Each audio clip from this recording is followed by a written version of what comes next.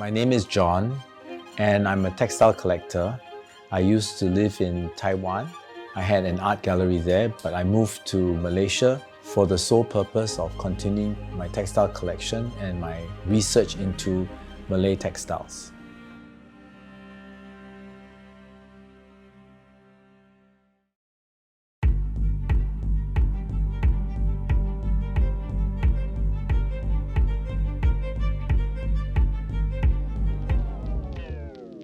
I like to share that I lost it.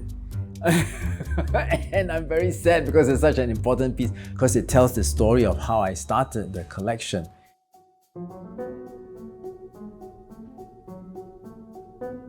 I think it was 2013, December. I was doing an exhibition during the Queen Sirikit Textile Symposium. I got a message from Indonesia. One of my runners told me he found a very interesting piece that I probably might be interested in. And I looked at it and I didn't really have time, and I just switched it off and I forgot all about it. After my show in Dusit Thani, I went back to Taiwan. The image of that textile kept repeating itself in my mind. So I looked at my phone again and said, indeed, it's very strange because it looks like my Champa textiles from Cambodia. So I took my Cambodian textiles out and I looked at it and I said, oh my God, it's almost exactly the same, but why is it from Sumatra? So I asked the dealer, I'm interested in this piece, how much is it? He said, sorry, it's sold. So I said, oh no, can you trace it? So 2 months later, he called back and says, I found the piece, but it was bought by another dealer and it's double the price. And I bought it, right? It was one of the most important pieces, and I found that it wasn't Cambodian. So the pattern is the same, the size is the same. Why is a Malay textile looking like a Cambodian textiles?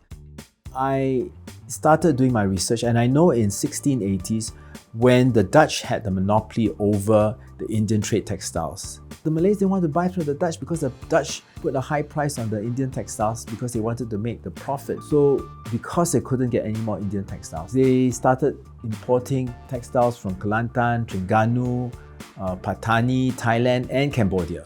So that's where Cambodian textiles started streaming into the Malay world, and probably they got inspired by the Cambodian textiles and tried to copy it.